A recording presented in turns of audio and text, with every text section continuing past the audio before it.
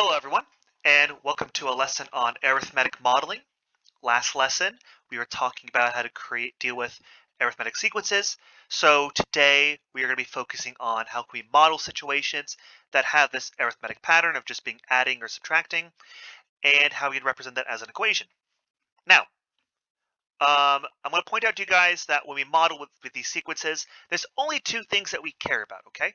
We only care about what do we start with, what number is the beginning of this list, and also how is it changing? Is it changing by addition or is it changing by subtraction?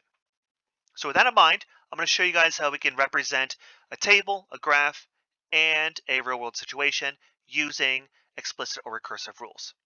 So here we have a table. And this table shows the cumulative total interest paid in dollars on a loan after each month. So our goal is to determine the value of f of 20 and tell what it represents in this situation. So first off, we should ask ourselves, what's better for this situation, recursive or explicit? If you remember, recursive lets us count 1, 2, 3, 4 numbers at a time, but explicit lets us just jump to the number 20. So we pretty much want to make an explicit rule for this. Now, we're going to care about two things: what do we start with, and how is it changing? If you can't tell how it's changing, guys, and it is going up by 70 each time, what you could do is just take a second number and subtract the previous one. So we could do 230 minus 160 and get 70. And that's just for people who are having trouble with seeing the specific result. Now, what we're going to do, guys, is we know that 160 is what we start with, and 70 is how it changes. So with that information, we can make an equation now, right? Start with 160 and changes by 70. So remember the format: f of n equals f of 1 plus d times n minus 1. We know f of 1 is, it's what we start with. That's going to be 160, and we just found out it's going up by 70 each time. So we're adding 70 n minus 1 times. Remember, it's n minus 1 because we don't add 70 the first time. So we have to do n minus 1 to represent the fact that nothing changes for the very first part. Now with this formula, we have to answer our question, which is, hey, what's going to be the 20th term? So with our formula, I can replace n with 20, and that's going to be 160 plus 70 19 times. Guys, I don't expect you to do that in your head. I don't expect you to do it by hand. You should put that in your calculator, and that should give you 1,490. Ooh, that is a lot of money to have to pay off. Okay, so with that in mind, we know that this f of 20 means in 20 months, it's going to cost us 1,490 in interest. Okay, so that's how you represent a table. Let's take a look at a graph right here. So honestly, my advice is, if you ever see a graph, and you can tell, look at this, it's going up on a straight line. This is clearly arithmetic. It's going up at a constant rate. I would just represent this as a table. So it is supposed to represent Eric collecting stamps. The graph allows the number of stamps that Eric has collected over time in months. According to the pattern, how many stamps will Eric have collected in 10 months? So if this is the first month, it's going to give us 20. Second, 33. Third month, 46. Fourth month, 59. So we can tell we can represent this as a sequence because it's going by 1, 2, 3, 4. Once again, guys, you have to think about, we need to know what it starts with and how does it change?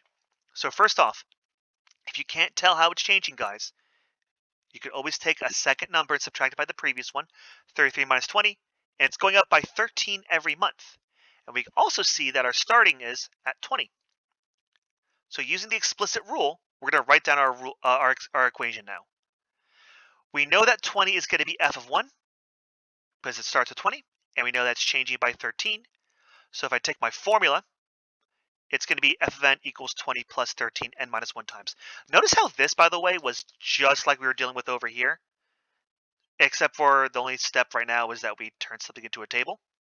Now let's answer the question. How many stamps is Eric going to have in 10 months? I'm going to replace n with 10, so we have f of 10. So I have 10 equals 20 plus 13, n minus 1. 10 minus 1 is 9. I put that in my calculator, I get 137. So I could say, if this continues, Eric will have collected 137 stamps in 10 months. So far we see an example of table and graph and how they're both pretty much the same. The only big difference is that a graph you should probably either write it as a table or just better understand what's going on comparing the 1, 2, 3, and 4. We can also tell easily that this is arithmetic just by looking at the shape of the graph. All right, let's take a look at a situation, guys. We're going to construct an explicit rule and function notation for the arithmetic sequence represented and use it to solve the problem. Then we have to justify and evaluate our answer. So the odometer on a car reads 34,240 on day 1. Every day the car is driven 57 miles. If this pattern continues, what will the odometer read on day 15? First off, if you don't know what an odometer is, the odometer is right here on a car, and it tells us how many miles a car has driven. So this car on day 1 has been driven 34,240 miles total ever since its existence, and then every day afterwards, it's being driven at a constant rate of 57 miles. So in fact, this important information, guys, the first thing you should notice, right, is that we're talking about the starting point of 34,240 miles on day 1. And that every day the car is being driven 57 more miles. So your next step, after you realize that our first term is this 34,240 miles, and that the difference every day is 57 miles, our first step is to just formulate a plan. And our plan is simply going to be to write this explicit rule as it says, and we're going to use it to find f of 15, because we're trying to figure out what's it going to read on the 15th day. So to solve for this, we have to make our equation, right? Let's formulate our plan. Now we're going to execute our plan. We have a formula right here for explicit rules. We're going to replace f of 1 with 34,240. It's a big number, but that's okay. And we're going to replace the d, the difference, with 57. Now we're going to use this to find f of 15, where n becomes 15, and then n minus 1 is just 1 less. It's 14. Once again, you don't need to memorize this, guys. So we're just going to put this into our calculator, and we get 35,038 miles, which makes sense. It's bigger than 34,000, and it didn't get too huge, but still got a bit bigger. So this information here, guys, a lot of people stop after they solve their equation, but you always must explain and justify. So we know on day 15 the odometer will reach 34,038 miles. So with this information right here, to justify and evaluate, what we could say is that using an arithmetic sequence model, it's reasonable because the number of miles on odometer increases by the same amount each day. So you're probably wondering, how do we know if, say they didn't tell us to use the explicit rule, how do we know we should? And that's because, guys, look, it's changing at a constant rate, 57, 57, 57, 57. So we know it's going to be an arithmetic sequence, which means right here, we can tell that our answer, 35,038, is pretty reasonable.